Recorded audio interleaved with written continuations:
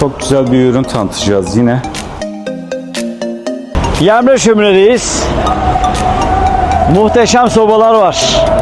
Pelet, odun, kömür, her şey var.